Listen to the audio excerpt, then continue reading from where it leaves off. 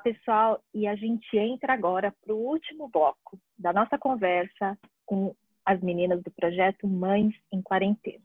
E nesse episódio a gente vai falar sobre maternidade e trabalho. Olá, meninas, bem-vindas novamente.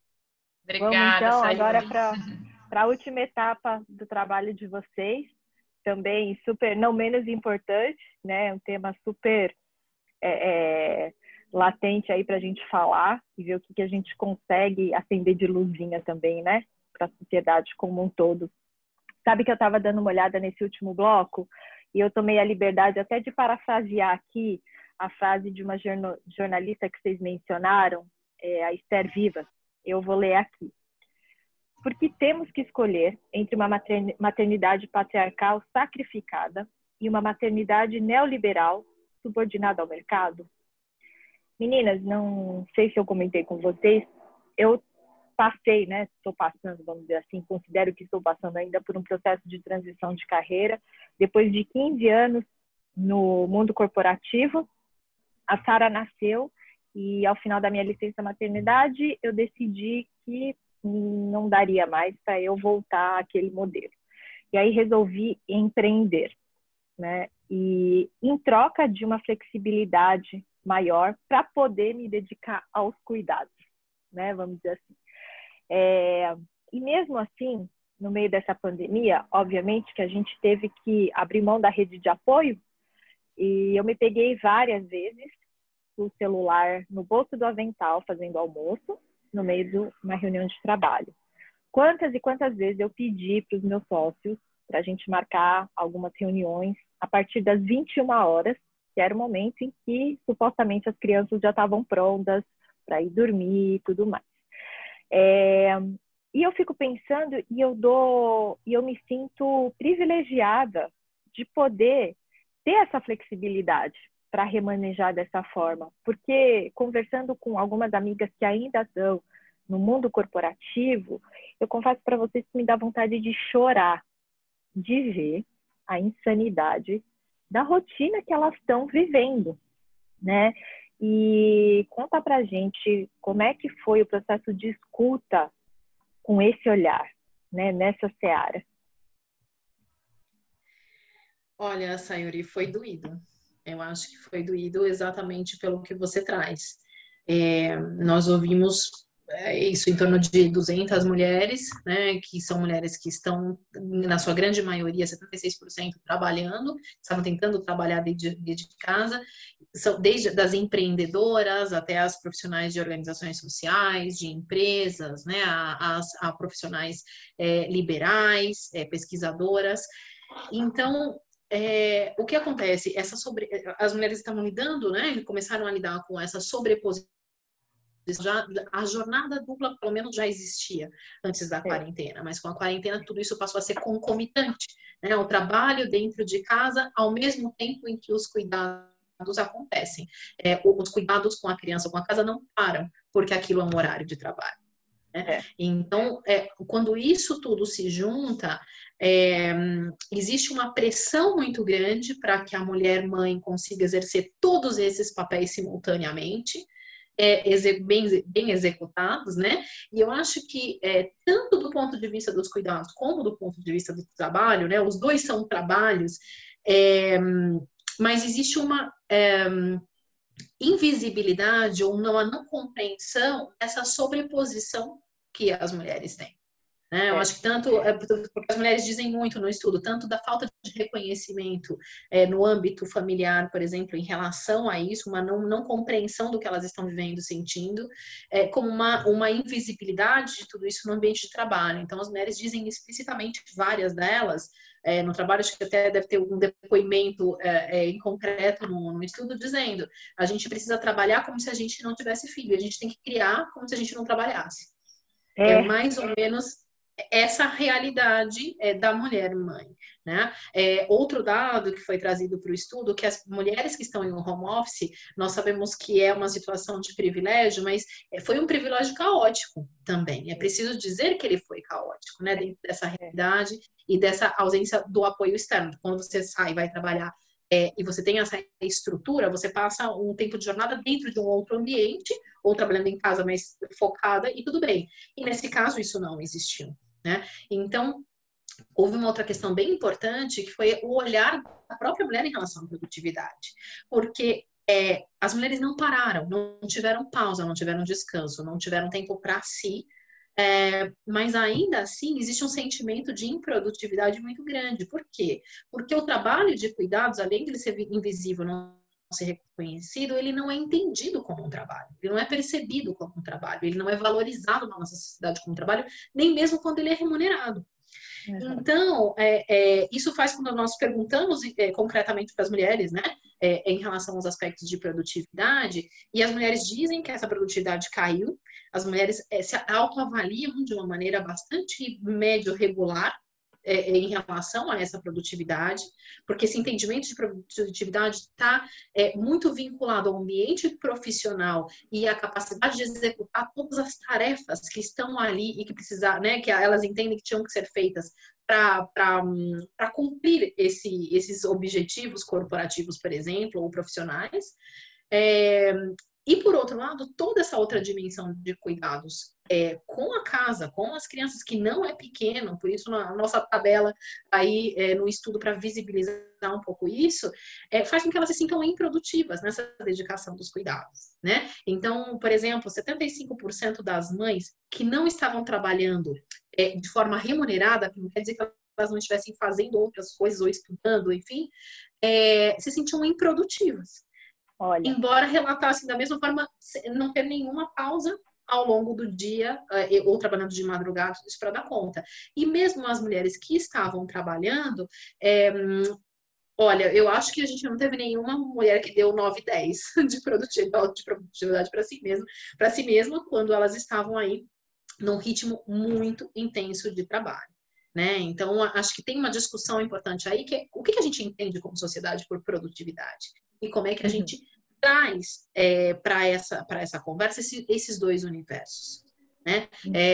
Essa modernidade e esse lado tradicional dos cuidados, essa modernidade da mulher no mercado de trabalho, de uma certa independência, supostamente, da possibilidade de estudar, de desenvolver a carreira, e, por outro lado, isso de um cuidado que é tão tradicional, mal distribuído, que é ainda uma sobrecarga que fica para a mulher, e sim uma rede de apoio pública, políticas públicas que apoiem esse cuidado. Então, essa discussão de produtividade, ela ainda é muito conservadora e ela não integra essa centralidade da vida no nosso cotidiano. A pandemia o que fez foi mostrar para a gente isso, né? Que a vida estava em primeiro plano, em primeiro lugar ali.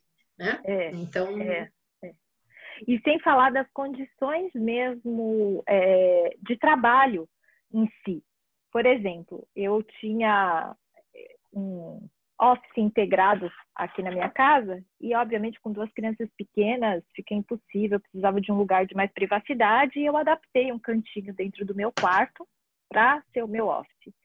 Uma semana antes de começar a quarentena, a reforma do meu quarto tinha sido finalizada. Sabe quantas vezes eu usei meu office?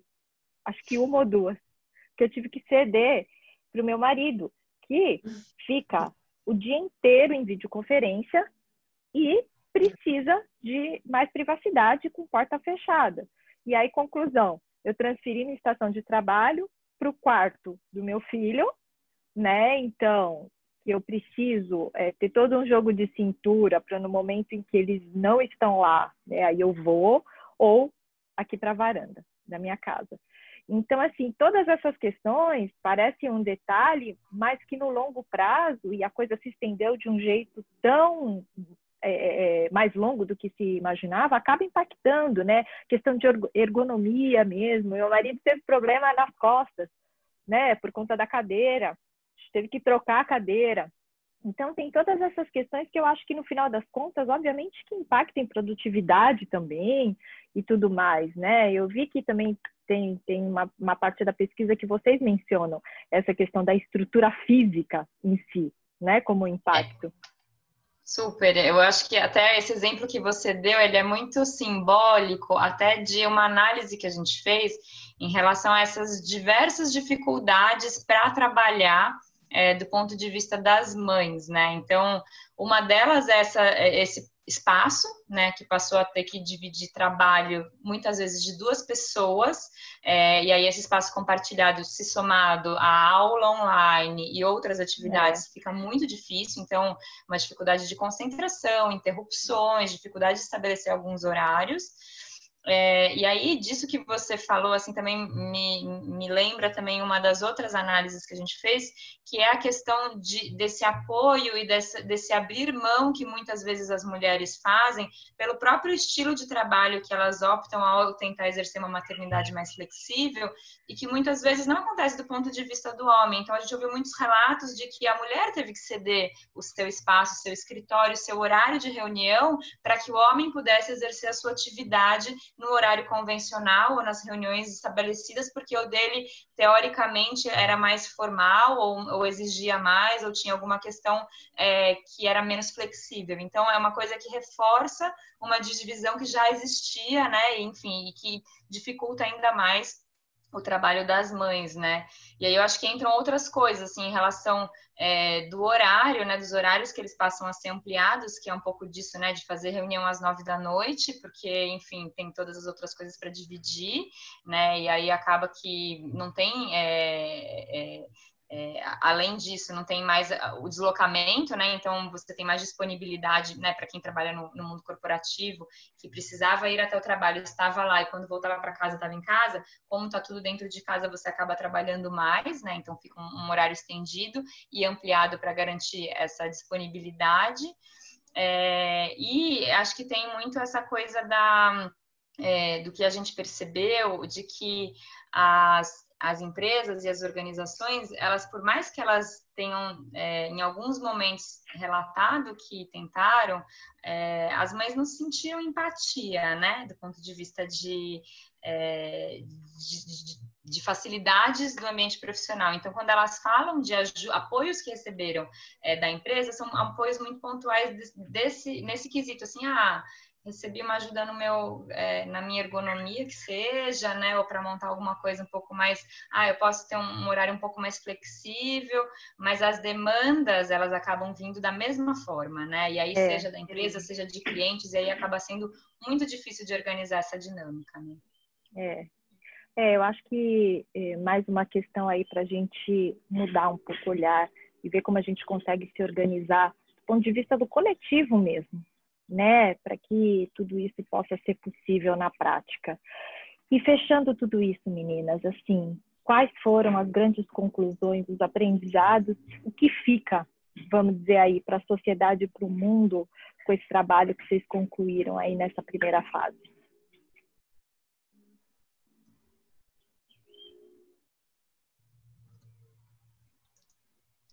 Alô? Olha, eu acho... eu achei que tinha cortado um pouquinho. Acho que conclusões são muitas, principalmente em relação às necessidades de mudança, né? As necessidades de mudanças individuais, coletivas, de perspectiva, a questão da centralidade da vida, do uso do horário, por exemplo, de como é que a gente usa o nosso tempo, né? O uso do nosso tempo no cotidiano, em relação, por exemplo, ao papel dos homens dentro de tudo isso, a necessidade de redistribuição dos cuidados, aos laços de desigualdade entre as mulheres, por essa necessidade de ter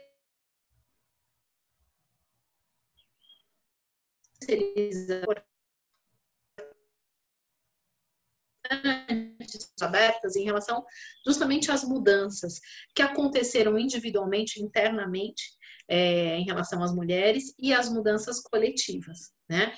Carol, você quer comentar primeiro as mudanças individuais? Eu comento as coletivas, porque eu acho que elas se encaixam ali e dão um pouco esse fechamento para você. Posso falar, sim. Enfim, acho que das mulheres foi interessante fazer essa escuta também, de perceber que as mulheres sentiram que foi, apesar de todas as dificuldades, um processo muito transformador individualmente, né? Então, elas relataram que elas percebem o tempo de uma maneira mais consciente, mais presente, com mais valorização do agora. passam a valorizar um pouco mais as pequenas coisas, né, com uma consciência maior do que realmente importa. Mudou, né, o olhar para as relações, né, para os vínculos e para os afetos que já existiam, seja da família expandida, seja da família mais próxima que mora junto, né? Mesmo essa percepção em relação ao trabalho, né? Então, uma reavaliação e questionamentos em relação ao modelo atual que existe, né, do trabalho, uma valorização da vida, né? Não só pelo contexto da pandemia, mas por essa questão de olhar para a finitude mesmo das coisas, né? E dessas perspectivas que a gente vê, né, ao longo de estar em casa o tempo todo, né? Aí tem também a percepção de uma necessidade dos impactos, de olhar para isso, dos impactos do estado emocional, né, e da necessidade de buscar um equilíbrio, e aí entra, né, a questão do autocuidado, de se respeitar, de ter um tempo e diminuição da sobrecarga. Uma consciência do valor que a mãe tem, né, e da mulher, valor de tudo que ela faz, de tudo que ela deseja, da capacidade de resiliência que ela teve ao longo desse processo. E aí também entra a questão da consciência, de uma consciência social e política, né, desse contexto maior, dessas questões, disso mesmo que você trouxe, né, Sayuri, de olhar para o coletivo, de que mudanças coletivas são essas que a gente precisa, e de entender limites e vulnerabilidades, né, de como de quais são as questões que estão aí do ponto de vista individual e dos limites que precisam ser colocados para que ela consiga passar por dificuldades e ampliar o seu potencial e as suas atuações. Legal. Então, Sheila, agora você queria falar mais dos aprendizados coletivos, né? Travou um pouquinho aqui, né? Voltou? Oi, não, eu estava dizendo que, né, você queria compartilhar agora um pouco dos aprendizados, mais olhando o coletivo da pesquisa, né?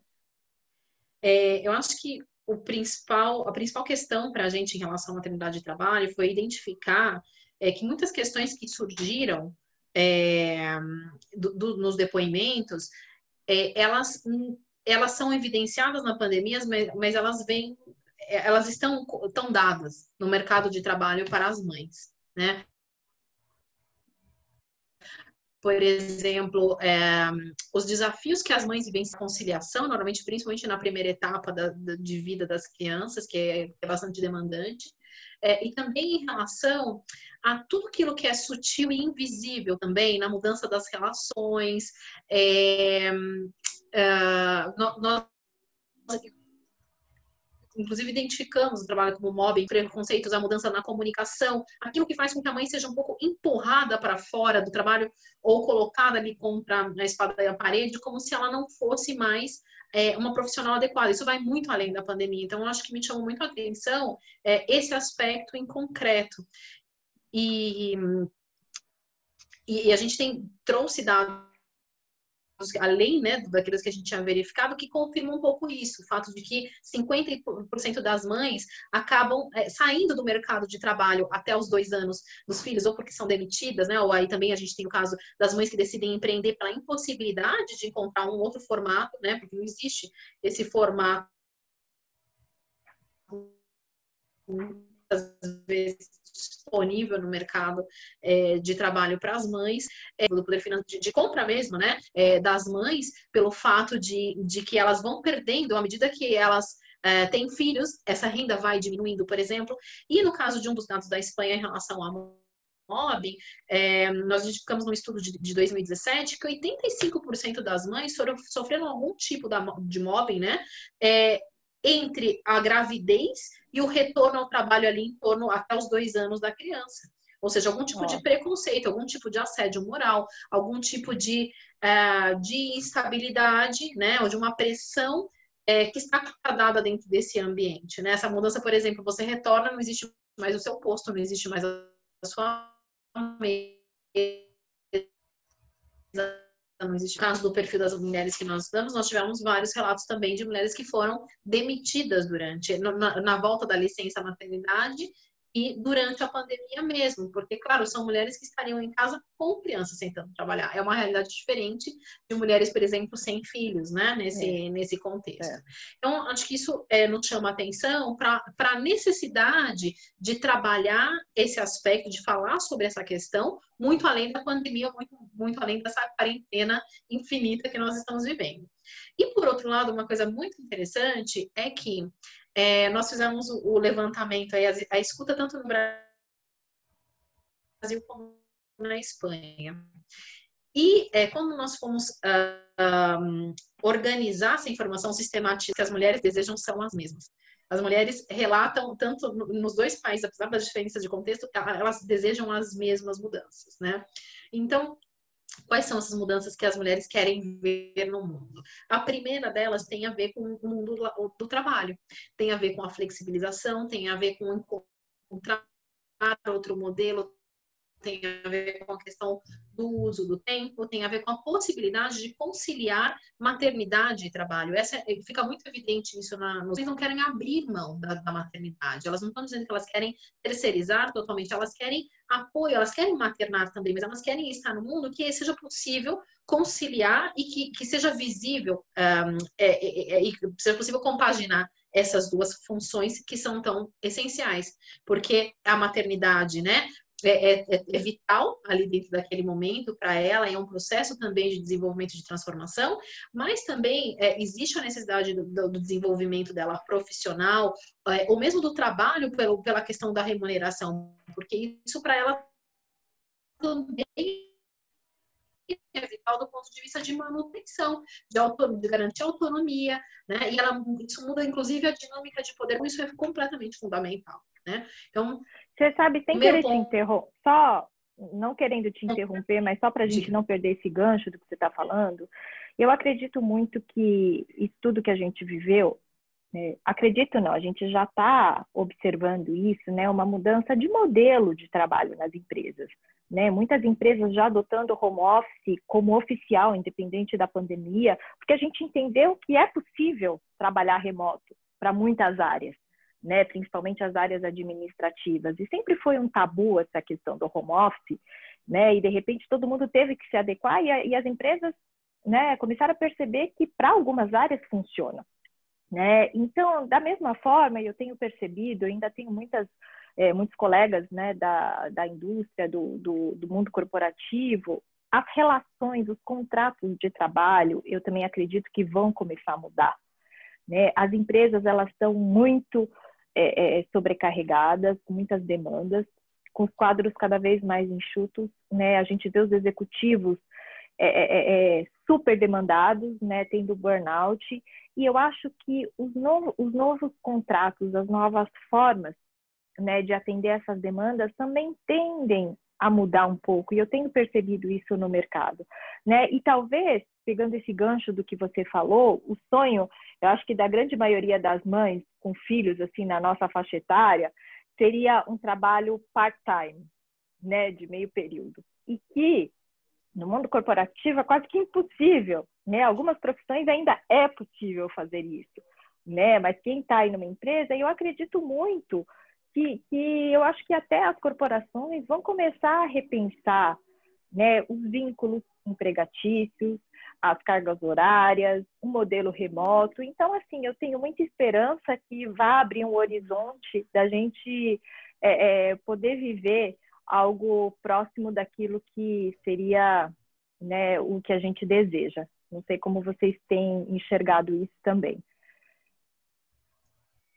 É bem interessante, é bem importante, né? Eu acho que a gente trazer essa questão de como é que as organizações também pensam essas mudanças. Digo, o mercado como um todo, né? Pequenas ou grandes empresas, em relação, por exemplo, à flexibilidade, ao home office, que a gente sabe que ele é feito por uma minoria. No Brasil, a gente está falando em torno de 10%, na Espanha, alguns dados vão a 15%, alguns dados dizem que no período de confinamento obrigatório chegou até 30%. Mas ele ainda não é acessível à grande maioria. Mas tem uma série de outras coisas, né? Uma das pessoas que tem acompanhado o nosso trabalho é uma escritora, Nadiane Krug, que é uma brasileira que vive na Alemanha. ela tem trazido uma proposta, por exemplo, em relação à jornada de 6 horas, né? Não a jornada de 8, mas a jornada de 6 para a possibilidade de conciliação. Mas ela faz um adendo bem importante, que é a conciliação de homens e de mulheres, não é a redução de jornada unicamente para a mãe. Porque quando a gente faz a redução unicamente para a mãe, nós colocamos de novo essa diferença que, então, bom, então de repente eu vou ter uma mudança aí no mercado que são postos menos qualificados ou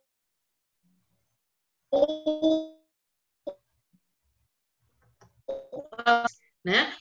E, de novo, a gente não muda o modelo onde os pais estão inseridos, e os pais, de maneira que eles possam também participar, por exemplo, dos cuidados, de maneira que a empresa enxergue a possibilidade. Essa é uma questão, né? Porque a mãe, quando a gente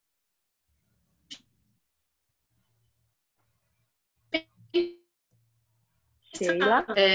como mãe, Oi, mas o pai. Sheila, Oi, você pode cortou? repetir essa última parte? Deu uma travadinha,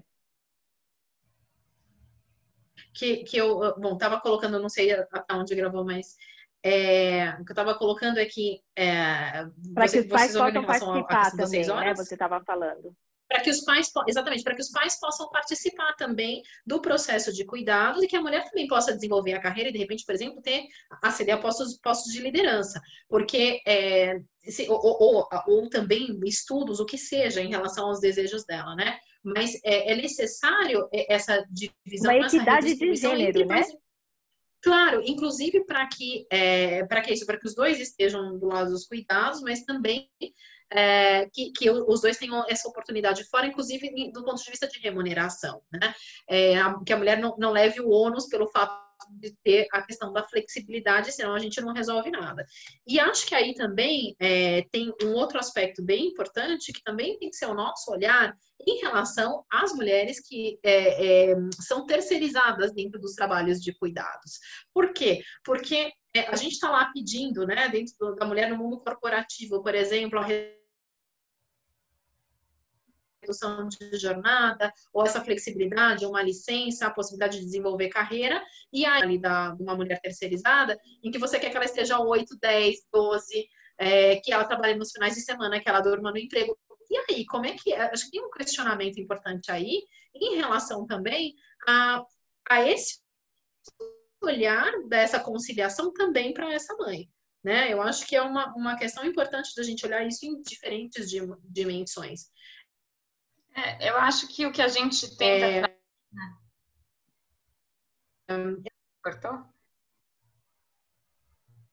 Só queria trazer uma reflexão que eu acho que um pouco do que a gente analisou assim, em termos desse projeto como um todo, vai muito nesse sentido de olhar a maternidade e os impactos da pandemia de um ponto de vista social e mais amplo, né? E aí, para essas mudanças no ambiente de trabalho acontecerem de uma maneira equitativa, a gente precisa trazer a discussão para a mesa, né? Então, não é só o trabalho que queremos, é o porquê queremos, né? Porque aí, a partir do momento que você conversa sobre as causas que demandam essas mudanças, aí você começa a refletir sobre como fazer a mudança de forma que ela realmente resolva e transforme as realidades que acontecem do jeito que acontecem, né? Então, eu acho que é um pouco tentar trazer, né, nessas reflexões de propostas que a gente traz, trazer sempre o porquê, sempre a causa, né? Essas questões das desigualdades sociais, para além da desigualdade de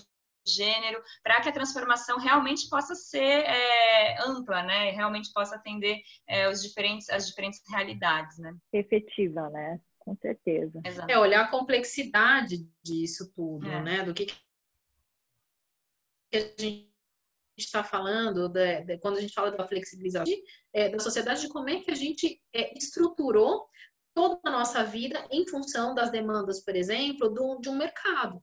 Né, do mercado de trabalho, dos objetivos corporativos, muito mais do que os objetivos de criação da vida.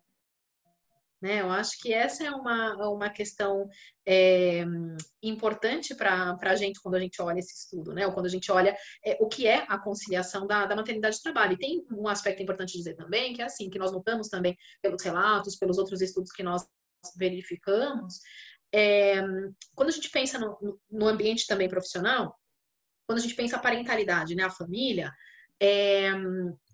a mulher é vista como a mãe, como a responsável pela saúde, que leva no médico, pela escola, é a que deixa de ser um pouco profissional, né? Ela é vista de uma maneira que não é dita, mas é um pouco diminuída ali em relação à questão profissional quando ela se torna mãe. Mas o pai continua sendo profissional, ele não é visto como pai no ambiente de trabalho. Então, aí, existe uma dissonância que é importante da gente tratar, da gente entender e da gente, né? Se o pai não for visto como pai, do ponto de vista das licenças, do ponto de vista do entender que ele também vai executar esse papel, fica muito difícil. Mas a gente nota um distanciamento de como a mulher é vista quando ela se torna mãe e quando o homem é visto. Porque isso afeta muito menos a carreira dos homens do que a carreira das mulheres, por exemplo. Sem dúvida. Né? Então, claro, então, aí tem, até porque a gente tem essa assimetria de apoio aos casais que também saiu no estudo em relação ao confinamento em concreto, mas que acontece também no mundo real. Então, tem uma série de questões aí que precisam ser tratadas em relação a isso, precisam ser abordadas. Mas para falar nisso, a gente tem que falar em outros pontos que foram trazidos pelas mulheres em relação às mudanças coletivas, como a corresponsabilidade, como a conciliação, como a necessidade de rede de apoio, como o entendimento e a empatia desses outros ambientes da sociedade, do mundo corporativo, em relação ao que são os cuidados e o valor dos cuidados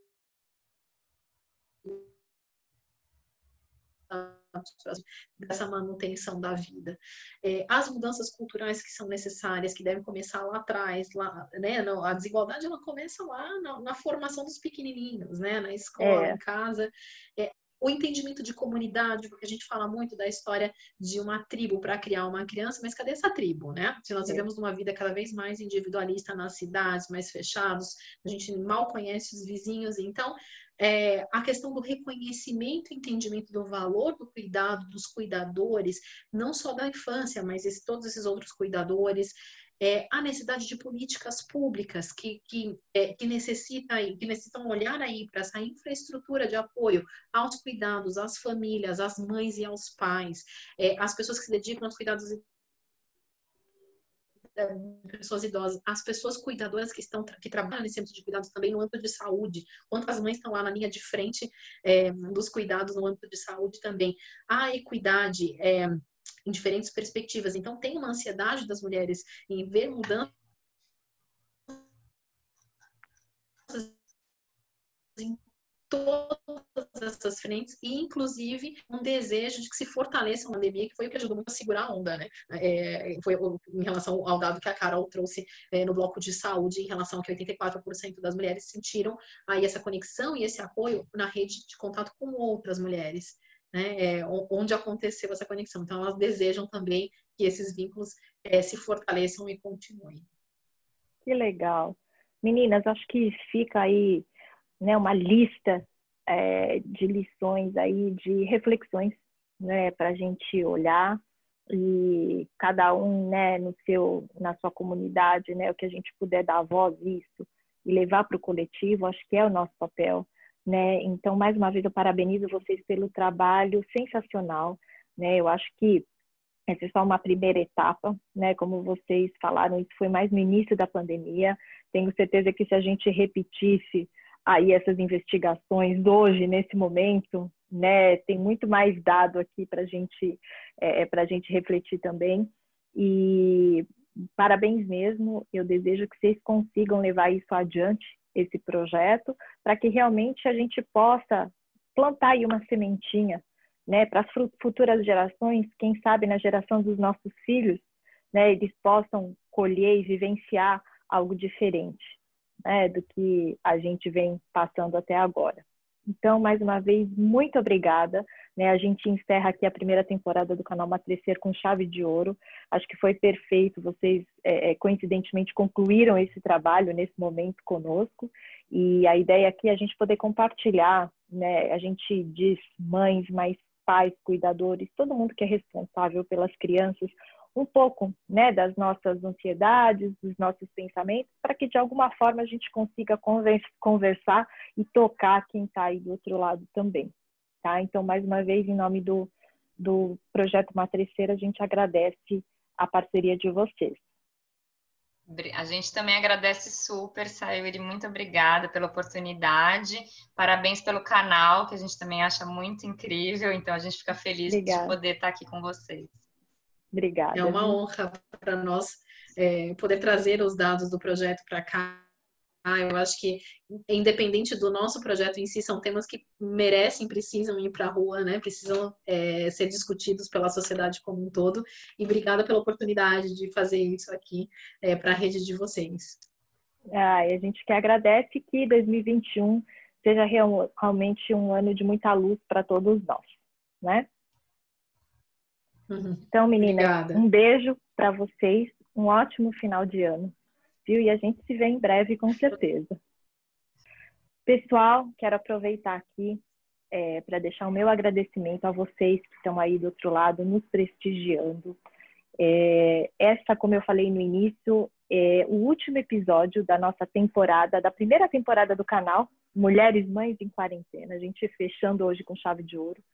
E eu quero aproveitar esse momento, eu fiz até uma listinha, uma cola, para eu não esquecer de ninguém, porque foi um ano tão especial para nós, e saber que no meio de toda essa pandemia, a gente conseguiu trazer ao mundo esse projeto, que em parceria com as minhas sócias, a gente já vinha gestando há um tempo, me dá uma satisfação e uma alegria muito grande.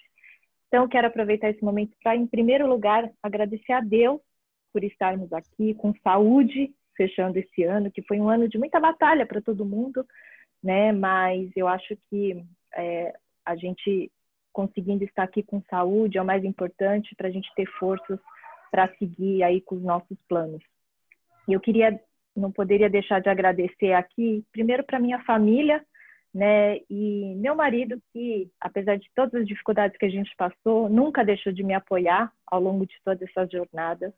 Queria agradecer também a minha rede de apoio pessoal, as minhas funcionárias, que apesar de todos os contratempos, sempre se colocaram super disponíveis para nos ajudar. Então, meu sincero agradecimento a vocês também. Agradeço a todos os educadores, né, de todo o Brasil, né, de todos os países, porque eu acho que os educadores eles foram de um papel fundamental nesse ano para a gente, com as nossas crianças, com os nossos maiores tesouros, né? E especialmente eu queria deixar minha gratidão aqui, meu carinho, a Kátia Pellinson, que é a professora do Gabriel e que na nossa jornada desse ano foi um esteio fundamental para que tudo isso fosse possível, não só com o Gabriel, mas com todos as crianças que tiveram aí debaixo da responsabilidade dela. Então, Kátia, muito obrigado a você também. Queria agradecer aos meus amigos médicos da área de saúde, que eu acessei muito ao longo desse ano, que sempre tiveram super abertos para conversar, para trocar ideias, para nos orientar. Muito obrigada. Queria agradecer a todas as nossas parceiras do canal, as nossas convidadas queridas, que se abriram sem medir esforços para realizarem os episódios. Sem vocês, não teria sido possível realizar esse projeto. Então, nosso profundo agradecimento, né? E sem falar das minhas queridas sócias do Projeto Matrescer, a Nayara e a doutora Maria Fernanda, né? Que tiveram aí comigo nessa jornada, né? Ao longo de todos esses meses e que acreditaram nesse sonho e puderam tornar realidade ao longo de todos esses meses comigo, o canal Matrescer. Então, Nay e Mafê, meu beijo e minha gratidão a vocês também, né? E eu vou encerrando por aqui, agradecendo a todos vocês pelo prestígio, pela sua atenção. Desejo que todos tenham um Natal muito abençoado e que 2021 seja marcado realmente por um ano de renovação. Que a gente possa ter sabedoria o suficiente para entender os aprendizados desse ano, que não foi fácil, mas que a gente comece 2021 exercitando a nossa empatia pelo outro, a nossa compaixão e, acima de tudo, a nossa resiliência, né? Para começar uma história nova da humanidade. Meu agradecimento mais uma vez a você, meu beijo carinhoso e eu te aguardo no ano que vem. Um beijo, até lá.